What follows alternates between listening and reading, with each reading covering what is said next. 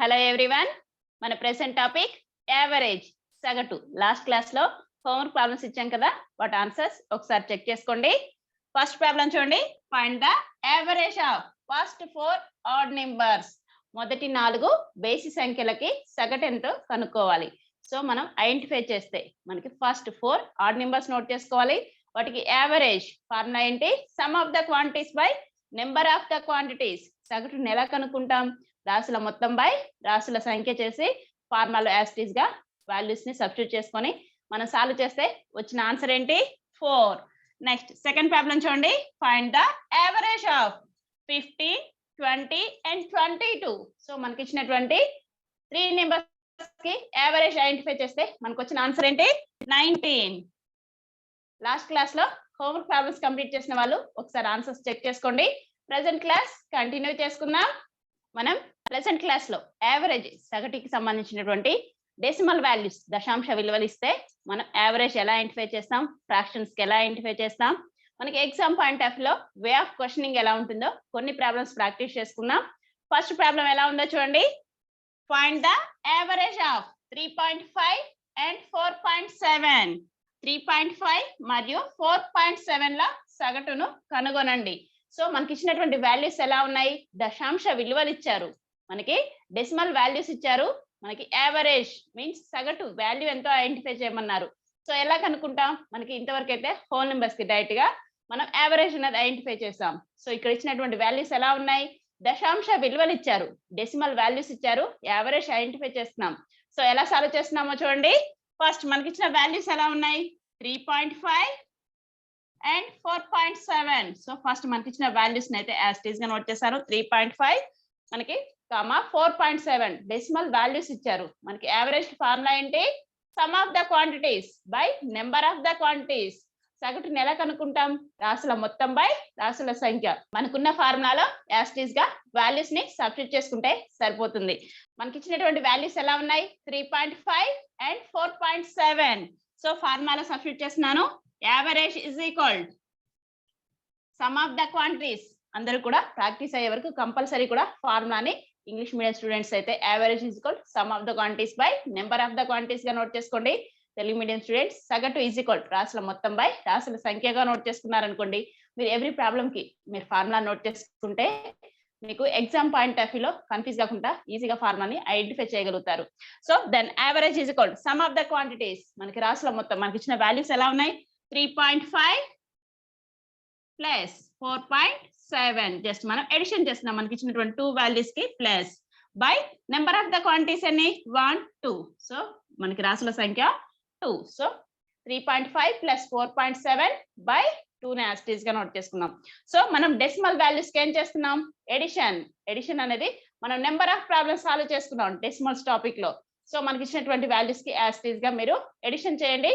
వచ్చిన వాల్యూతోని డివిజన్ ఎలా పాసిబుల్ అవుతుందో చెక్ చేసుకుందాం.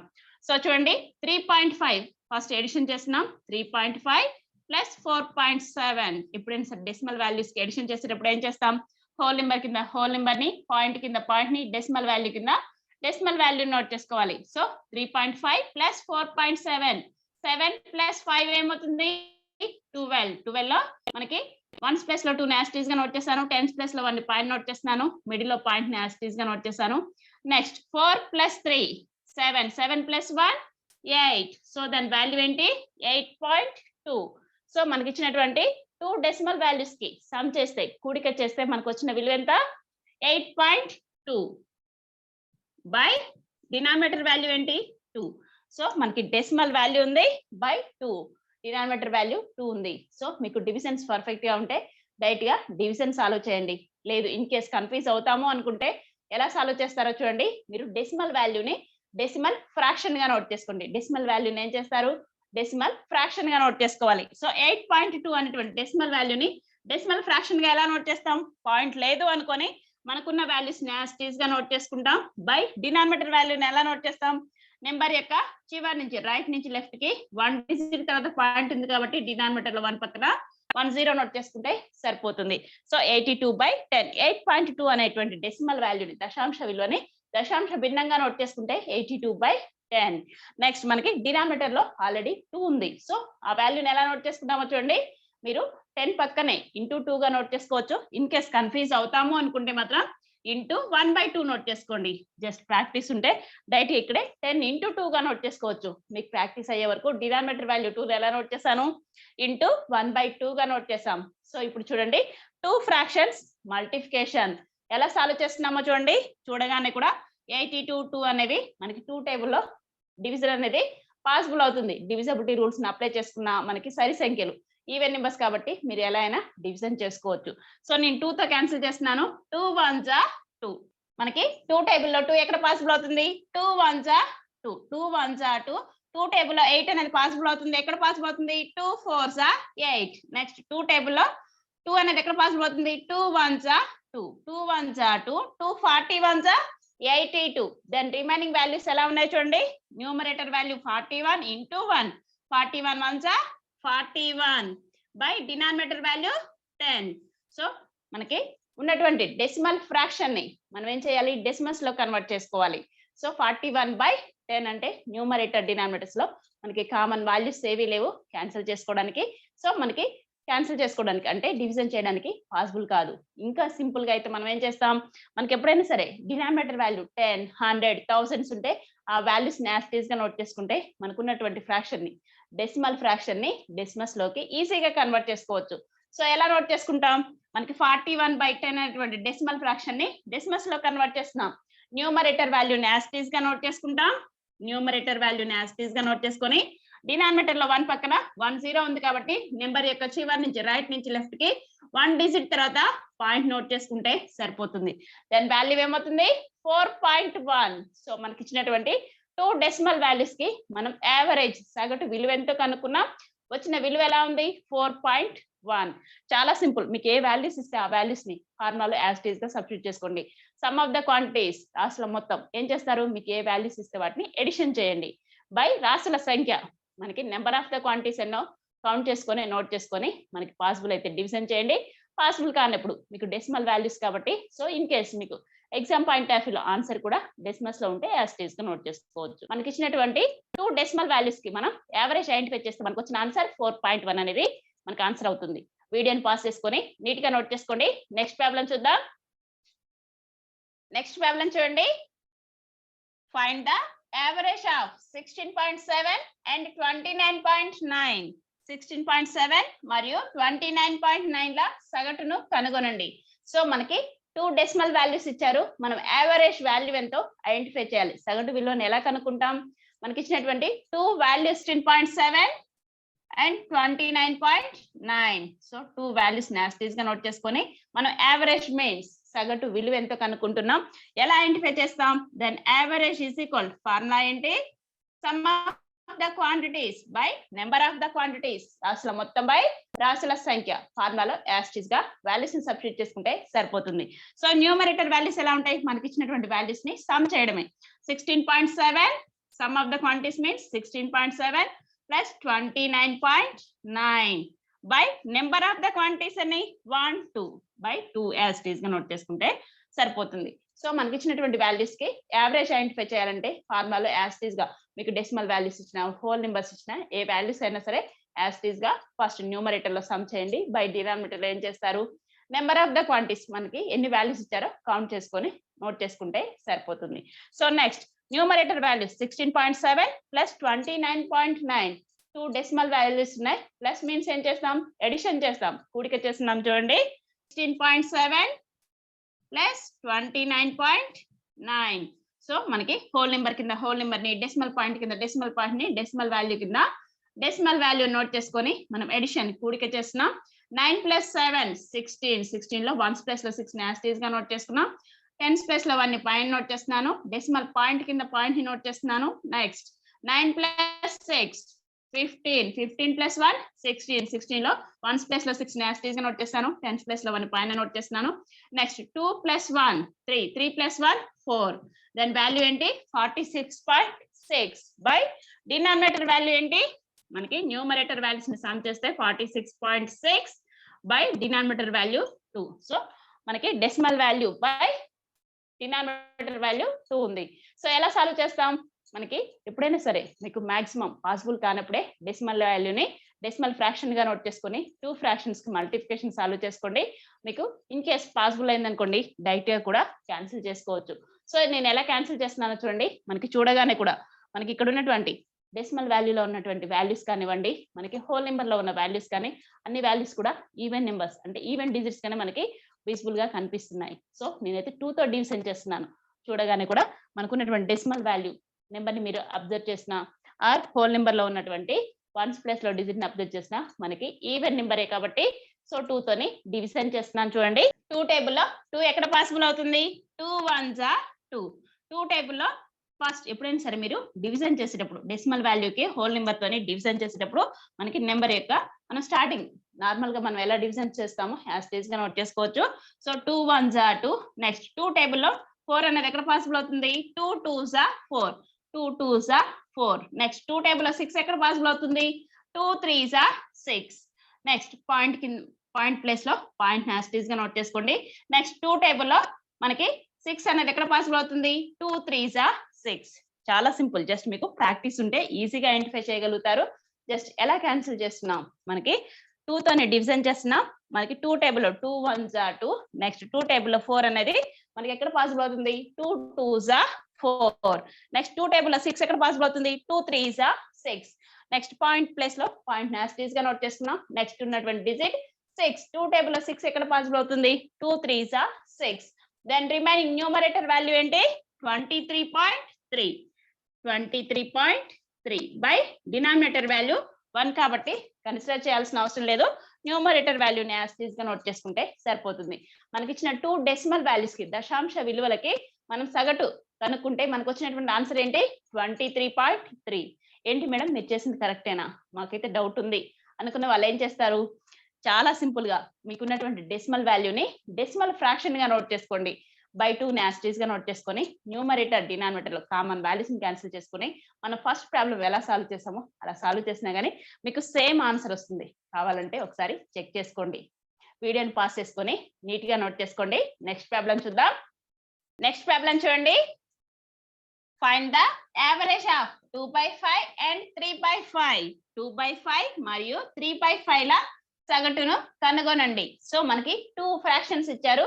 యావరేజ్ వాల్యూ ఎంతో ఐడెంటిఫై చేయమన్నారు. మనం ఇంతవరకు అయితే హోల్ నెంబర్స్ కి యావరేజ్ ఐడెంటిఫై చేసాం. డెసిమల్ వాల్యూస్ దశాంశ విలువలకు కూడా మనం సగటు విలువ ఎంతో కనుక్కున్నాం.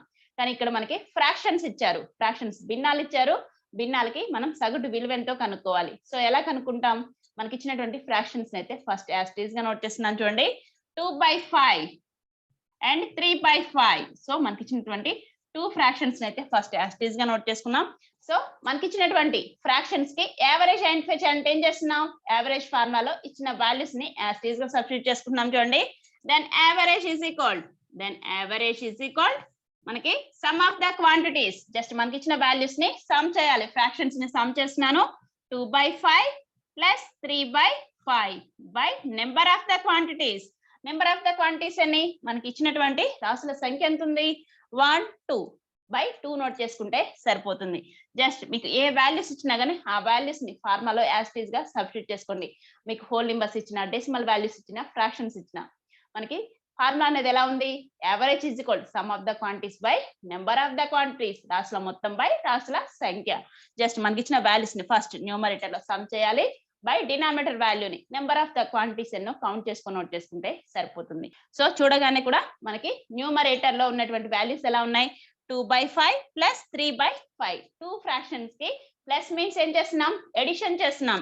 సో నేను న్యూమరేటర్ వాల్యూని మాత్రం ఒకసారి సపరేట్ గా సైడ్ కి నోట్ చేసి వాల్యూ ఎంత ఐడెంటిఫై చేస్తున్నాను. చూడండి 2/5 ప్లస్ 3/5 అనేటువంటి మనకున్నటువంటి 2 ఫ్రాక్షన్స్ కి సమ్ చేస్తున్నాం, కూడిక చేస్తున్నాం కాబట్టి. సో ఇక్కడ మీరు ఒకసారి అబ్జర్వ్ చేయండి. అందరూ కూడా ఫ్రాక్షన్ టాపిక్ అందరికి ఐడియా ఉంది కదా. సో ఏం చేస్తారు? మనకి ఫ్రాక్షన్స్, ఈ ఫ్రాక్షన్స్ కి 2 ఫ్రాక్షన్స్ కి సమ్ మీన్స్ కూడిక చేస్తున్నాం. ఎలా పాసిబుల్ అవుతుంది? మనకి ఇచ్చినటువంటి 2 ఫ్రాక్షన్స్ యొక్క డినామినేటర్ వాల్యూ హారం విలువ అనేది ఎలా ఉంది? 5 గా ఉంది. సో మనకి ఇచ్చిన ఫ్రాక్షన్స్ ఏ ఫ్రాక్షన్స్? Like fractions. సో సజాతి భిన్నాల్ని మనం కూడికి ఎలా సాల్వ్ చేస్తాం? చాలా సింపుల్ గా మనం డినామినేటర్ వాల్యూ 5 ని యాజ్ టీజ్ గా నోట్ చేసుకుంటాం.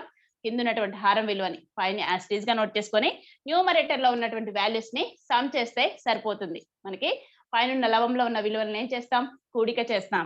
సో ఎలా సాల్వ్ చేస్తున్నాం చూడండి. లైక్ ఫ్రాక్షన్స్, మనకి ఇచ్చిన 2 ఫ్రాక్షన్స్ కూడా డినామినేటర్ వాల్యూస్ సేమ్ వాల్యూస్ ఉన్నాయి కాబట్టి లైక్ ఫ్రాక్షన్స్ సజాతి భిన్నాల్ని మనం కూడిక చేస్తున్నాం. So denominator value 5 as it is గా నోట్ చేసుకుంటాం. న్యూమరేటర్ వాల్యూస్ 2 + 3 ని సమ్ చేస్తాం. 2 + 3 అంటే ఏంటి, మనకి 5. 5 బై డినామినేటర్ వాల్యూ 5. 5 బై 5, 5 ని 5 తో డివిజన్ చేస్తే మనకు వచ్చేటువంటి కోఎఫిషియంట్ వాల్యూ భాగఫలం విలువ ఎలా ఉంటుంది, 1 అవుతుంది. సో మనకి 5 బై 5 అంటే న్యూమరేటర్ లో ఉన్న 5 కి డినామినేటర్ లో ఉన్న 5 కి క్యాన్సిల్ చేస్తున్నాను చూడండి. 5 1s are 5, 5 1s are 5. Then remaining values ఏంటి, numerator value 1 by denominator value 1. Denominator value 1 ఉన్నప్పుడు కన్సిడర్ చేయాల్సిన అవసరం లేదు. న్యూమరేటర్ వాల్యూని యాజ్ ఇట్ ఈస్ గా నోట్ చేసుకుంటే దెన్ ఓన్లీ మనం న్యూమరేటర్ లో ఉన్నటువంటి వాల్యూస్ ని సాల్వ్ చేస్తే మనకు వచ్చినటువంటి ఆన్సర్ ఏంటి, 1. సో ఎప్పుడైనా సరే మీరు ఫ్రాక్షన్స్ కి యావరేజ్ ఐడెంటిఫై చేసేటప్పుడు కొంచెం క్లియర్ గా అబ్జర్వ్ చేయాలి. ఫస్ట్ మనకి ఫ్రాక్షన్స్ ఉన్నాయి, ఫ్రాక్షన్స్ కి కూడిక చేస్తున్నాం, ఎడిషన్ చేసాము, వచ్చిన వాల్యూ ఎంతో ఆ వాల్యూని యాజ్ ఇట్ ఈస్ గా మనకున్నటువంటి ఫార్ములాలో సబ్స్టిట్యూట్ చేసుకోండి. సో న్యూమరేటర్ లో ఉన్నటువంటి 2/5 + 3/5 వాల్యూస్ కి మనం ఎడిషన్ చేస్తే వచ్చిన వాల్యూ ఎంత, 1 బై డినామినేటర్ వాల్యూ 2 ని యాజ్ ఇట్ ఈస్ గా నోట్ చేసుకోండి. సో 1/2 అంటే మనకి ఇచ్చిన 2 ఫ్రాక్షన్స్ కి మనం యావరేజ్ ఐడెంటిఫై చేస్తే వచ్చిన వాల్యూ 1/2. సో ఆల్రెడీ మనం ఫ్రాక్షన్స్ కి యావరేజ్ ఐడెంటిఫై చేసాం, సగటు విలువ కనుక్కున్నాం. 1/2 కూడా ఫ్రాక్షన్ ఫార్మే కాబట్టి సో యాజ్ ఇట్ ఈస్ గా నోట్ చేసుకోండి. ఇన్ కేస్ మీకు ఎగ్జామ్ పాయింట్ ఆఫ్ లో డెసిమల్స్ లో ఇచ్చారనుకోండి, ఏం చేస్తారు, న్యూమరేటర్ వాల్యూని డినామినేటర్ వాల్యూతో డివిజన్ చేసి సో వచ్చిన కోఎఫిషియంట్ వాల్యూ భాగఫలం విలువ నోట్ చేసుకుంటే సరిపోతుంది. మనకి మాక్సిమం ఫ్రాక్షన్స్ కి యావరేజ్ కాబట్టి మనకి ఇచ్చిన ఆన్సర్ కూడా ఫ్రాక్షన్స్ లోనే ఉంటుంది. మనకి ఇచ్చినటువంటి 2 ఫ్రాక్షన్స్ కి యావరేజ్ ఐడెంటిఫై చేస్తే మనకు వచ్చినటువంటి విలువ ఏంటి, 1/2. వీడియోని పాస్ చేసుకొని నీట్ గా నోట్ చేసుకోండి. నెక్స్ట్ ప్రాబ్లం చూద్దాం. నెక్స్ట్ ప్రాబ్లం చూడండి. Find the average of 1/3 and 4/5. 1/3 మరియు 4/5 ల సగటును కనుగొనండి. సో మనకి 2 ఫ్రాక్షన్స్ ఇచ్చారు, 2 ఫ్రాక్షన్స్ కి యావరేజ్ సగటు విలువ ఎంతో కనుక్కోవాలి. సో ఎలా ఐడెంటిఫై చేస్తాం, ఫస్ట్ మనకి ఇచ్చిన 2 వాల్యూస్ ని యాజ్ ఇట్ ఈస్ గా నోట్ చేస్తున్నాను చూడండి. మనకి ఇచ్చినటువంటి వాల్యూస్ ఎలా ఉన్నాయి, fraction values 1/3, 4/5 as it is గా నోట్ చేస్తున్నాను. 1/3 అండ్ 4/5 అనేటువంటి 2 ఫ్రాక్షన్ వాల్యూస్ ఇచ్చారు. ఈ వాల్యూస్ కి మనం యావరేజ్ వాల్యూ ఎంతో ఐడెంటిఫై చేస్తున్నాం. సో ఎలా ఐడెంటిఫై చేస్తాం, మనకి యావరేజ్ ఐడెంటిఫై చేయడానికి ఫార్ములా ఏంటి, sum of the quantities by number of the quantities, రాసుల మొత్తం బై రాసుల సంఖ్య. సో మనకి ఇచ్చినటువంటి వాల్యూస్ ని ఫస్ట్ మనకి న్యూమరేటర్ ఎలా నోట్ చేసుకుంటాం, సమ్ ఆఫ్ ద క్వాంటిటీస్ అంటే మనకి ఇచ్చినటువంటి వాల్యూస్ ని సమ్ కూడిక చేస్తాం. So then average is equal sum of the quantities, రాసుల మొత్తం ఏం చేస్తున్నాం, 1/3 + 4/5 యాజ్ ఇట్ ఈస్ గా నోట్ చేసుకుంటున్నాం. బై డినామినేటర్ వాల్యూని ఎలా నోట్ చేస్తాం, బై డినామినేటర్ వాల్యూ మనకి నెంబర్ ఆఫ్ ద క్వాంటిటీస్ ఎన్ని, 1 2 2ని యాజ్ ఇట్ ఈస్ గా నోట్ చేసుకుంటే సరిపోతుంది. రాసుల మొత్తం బై రాసుల సంఖ్య. సో మనకి ఇచ్చినటువంటి ఫ్రాక్షన్స్ కి ఫస్ట్ ఎడిషన్ చేయాలి. 1/3 + 4/5 మీకు యావరేజ్ ఐడెంటిఫై చేసేటప్పుడు ఎస్పెషల్లీ మీకు ఫ్రాక్షన్స్ భిన్నాలు ఇచ్చినప్పుడు వాటికి యావరేజ్ ఐడెంటిఫై చేయడానికి ఫస్ట్ న్యూమరేటర్ లో ఉన్నటువంటి వాల్యూస్ ని సైడ్ కి విడిగా సాల్వ్ చేయండి. సో మనకి ఇచ్చిన వాల్యూస్ ఎలా ఉన్నాయో చూడండి. 1/3 + 4/5 జస్ట్ న్యూమరేటర్ వాల్యూస్ ఎలా ఉన్నాయి, 1/3 + 4/5. సో మనకు ఉన్నటువంటి న్యూమరేటర్ వాల్యూస్ ని సాల్వ్ చేస్తున్నాం. సో చూడగానే కూడా 2 ఫ్రాక్షన్స్ కి మనకి ప్లస్ మీన్స్ ఏం చేస్తున్నాం, ఎడిషన్ కూడిక చేస్తున్నాం.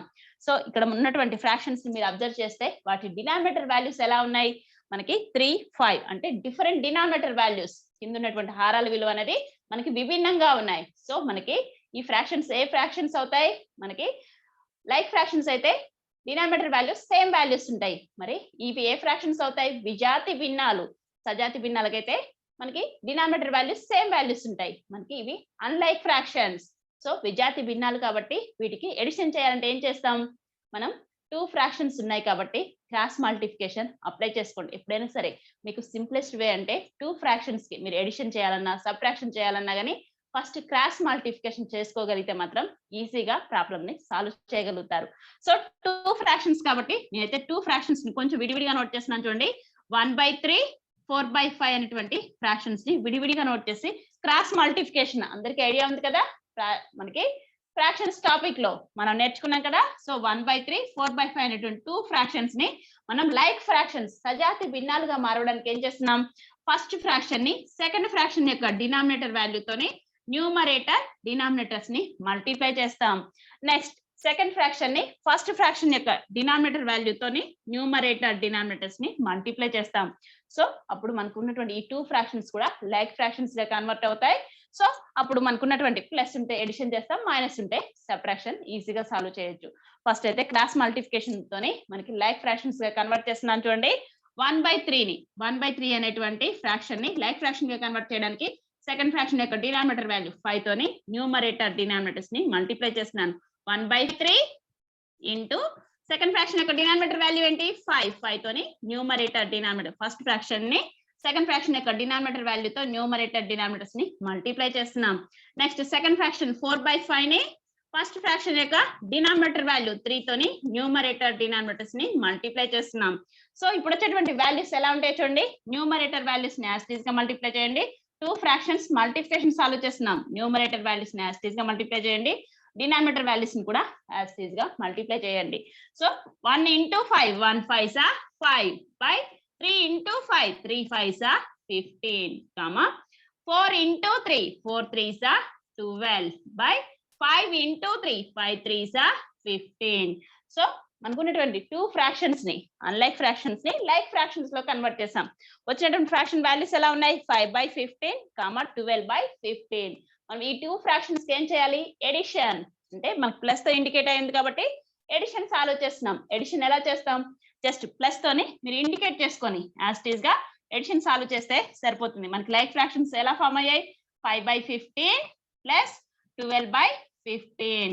సో 2 లైక్ ఫ్రాక్షన్స్ ని సజాతి భిన్నాలని మనం కూడికి ఎలా సాల్వ్ చేస్తాం డినామినేటర్ వాల్యూ కింద ఉన్న హారం విలువ అనేది యాజ్ టీజ్ గా నోట్ చేసుకొని పైన ఉన్నటువంటి లవం విలువని మనం ఎడిషన్ చేస్తే సరిపోతుంది. 15 యాజ్ టీజ్ గా నోట్ చేశాను. న్యూమరేటర్ వాల్యూస్ 5 + 12 5 + 12 12 + 5 మనం ఎడిషన్ చేస్తే వచ్చే వాల్యూ ఎలా ఉంటుంది 5 + 12 అన్న 12 + 5 అన్న సేమ్ వాల్యూ కాబట్టి సో దాని వాల్యూ ఏంటి 17/15. సో మనకి ఇచ్చినటువంటి 2 ఫ్రాక్షన్స్ కి ఫస్ట్ మనం న్యూమరేటర్ వాల్యూస్ ని మనం సమ్ చేసినటువంటి వాల్యూస్ న్యూమరేటర్ లో ఉన్నటువంటి వాల్యూస్ ని మనం సాల్వ్ చేస్తే వచ్చినటువంటి ఆన్సర్ ఏంటి 17/15. సో మీరు ఇలా సాల్వ్ చేయాల్సి ఉంటుంది. మీకు లైక్ ఫ్రాక్షన్స్ ఇస్తే యాజ్ టీజ్ గా న్యూమరేటర్ వాల్యూస్ ని సమ్ చేస్తే సరిపోతుంది.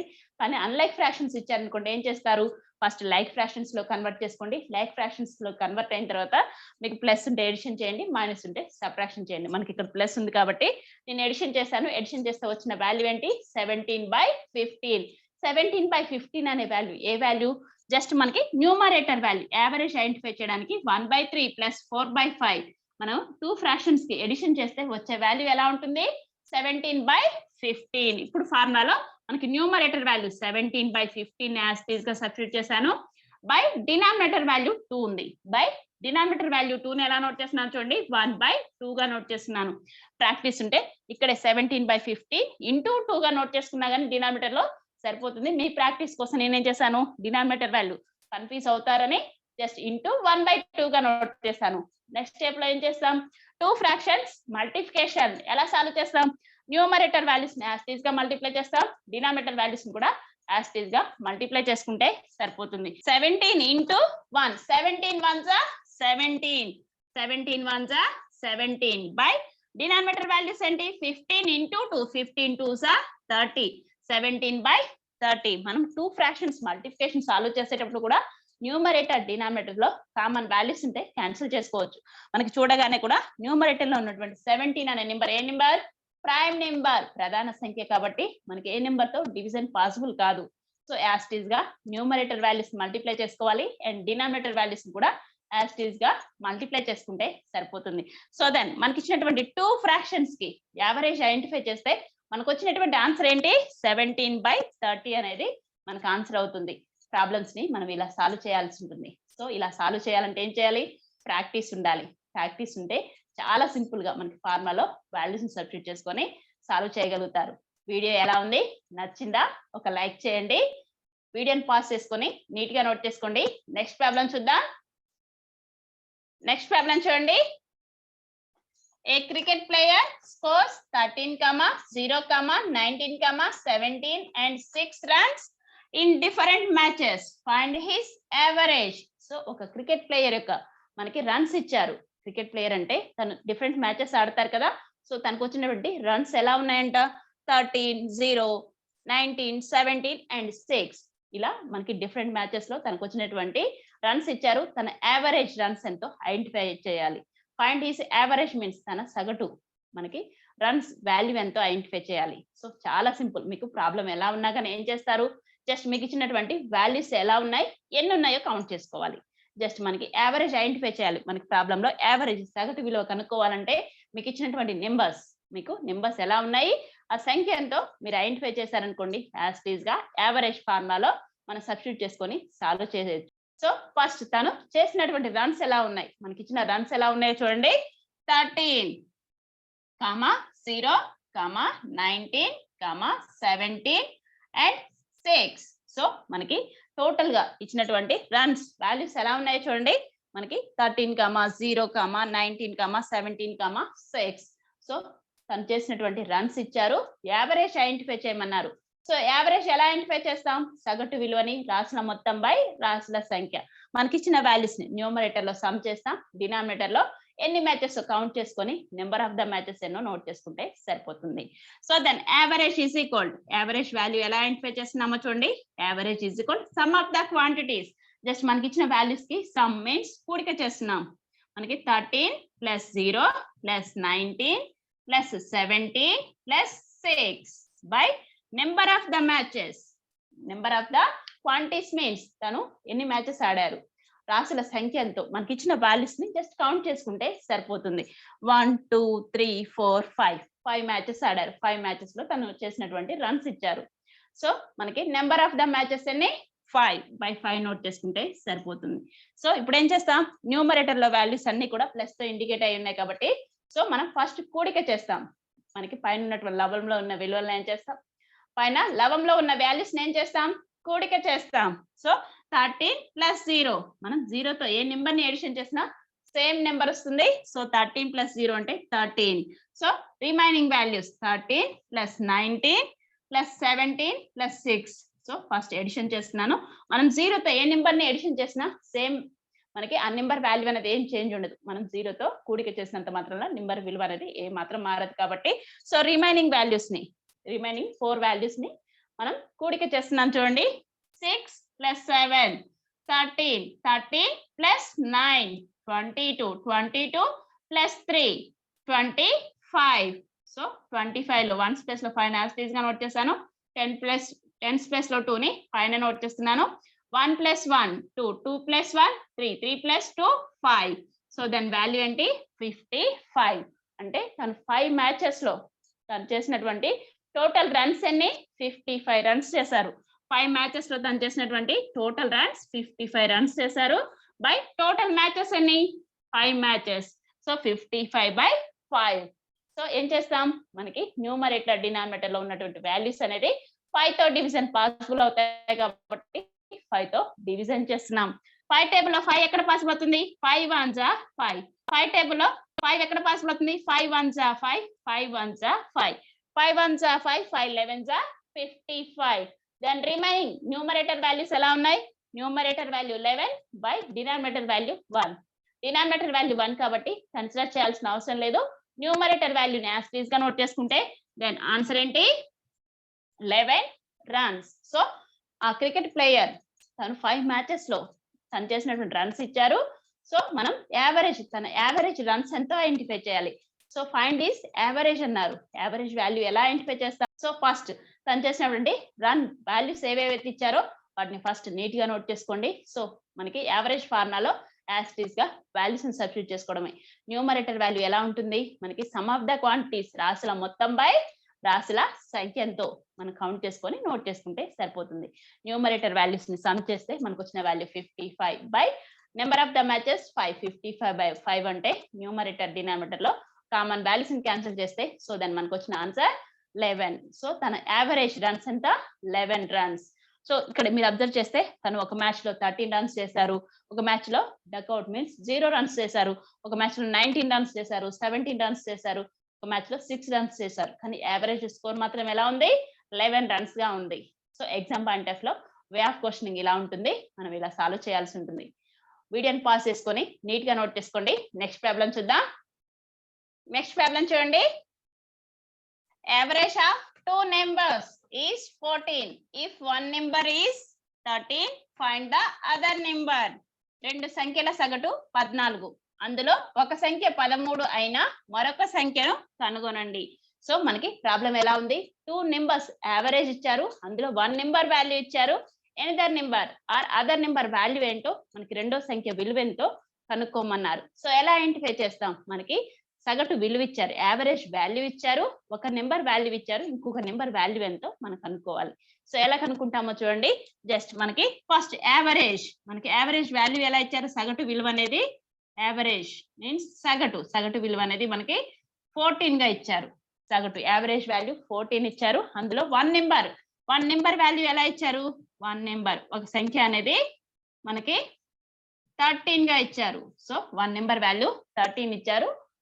Other number or another number value ఏంటో, మరొక సంఖ్య విలువ ఏంటో కనుక్కోవాలి. సో మీకు తెలియని వాల్యూని మనం ఏ విలువ అయితే కనుక్కుంటున్నామో ఆ విలువని మీరు ఎనీ వాల్యూతోని ఇండికేట్ చేయొచ్చు. అంటే for example x, small a, y, ఇలా మీరు ఎనీ వేరియబుల్ తోని ఇండికేట్ చేయొచ్చు.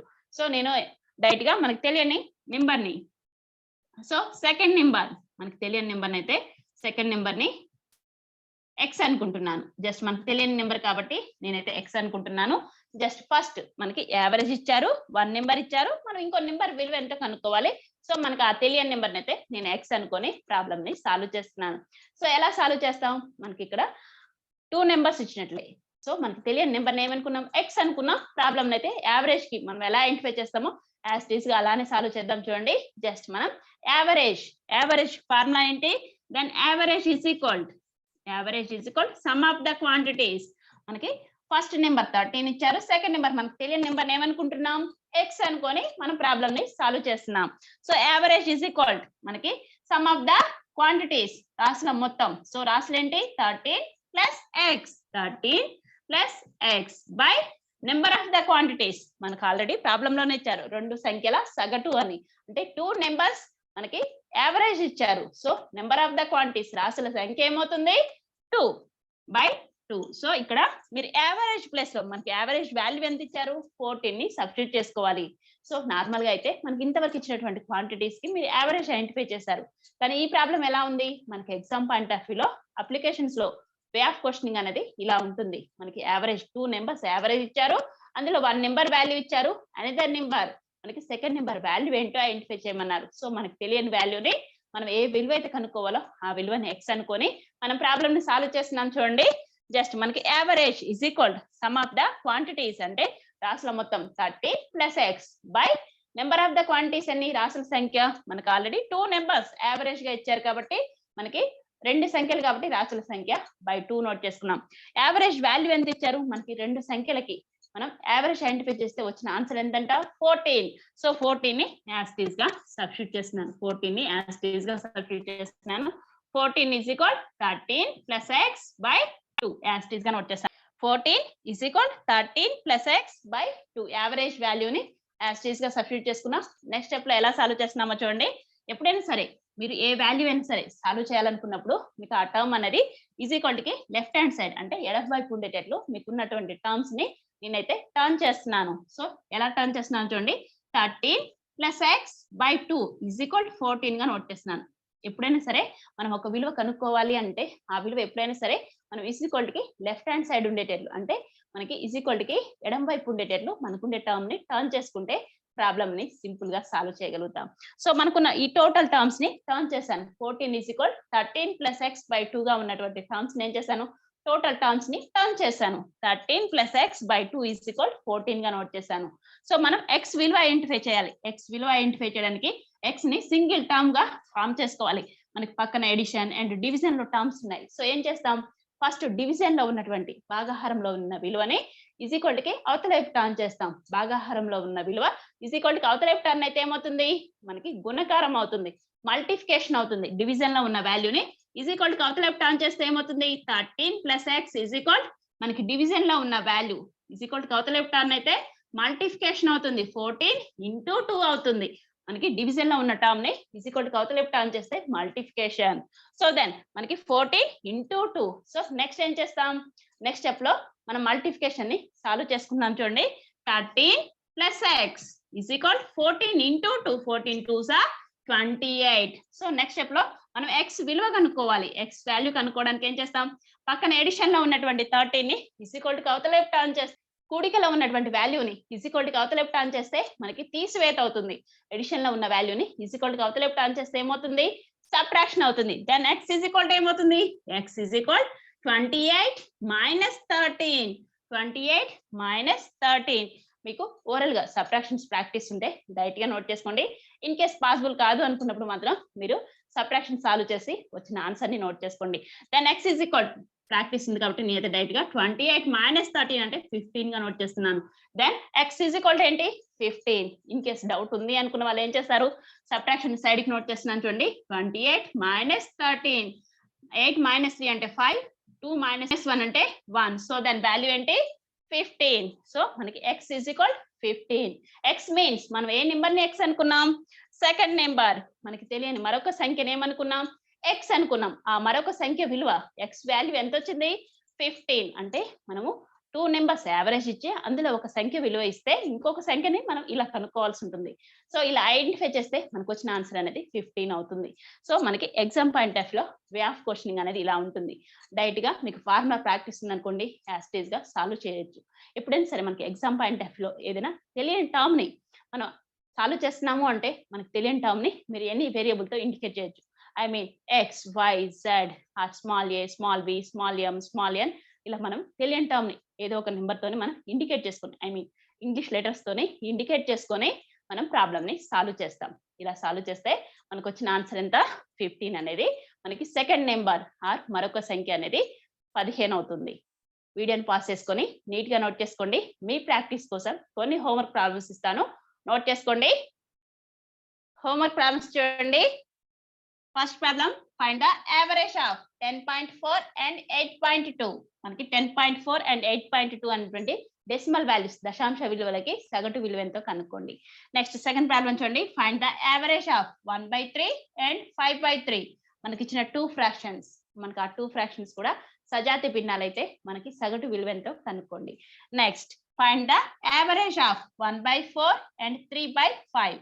మనకి ఇచ్చినటువంటి 2 ఫ్రాక్షన్స్ విజాతి భిన్నాలు అయితే మనం యావరేజ్ విలువ, సగటు విలువ ఎలా కనుక్కుంటామో ప్రాబ్లమ్స్ ని సాల్వ్ చేసి వీడియో కింద ఉన్నటువంటి కామెంట్ బాక్స్ లో మీ ఆన్సర్స్ ని టైప్ చేయండి. నెక్స్ట్ వీడియోలో ఇంకా కొన్ని ప్రాబ్లమ్స్ ప్రాక్టీస్ చేసుకుందాం. నెక్స్ట్ వీడియోలో కలుద్దాం.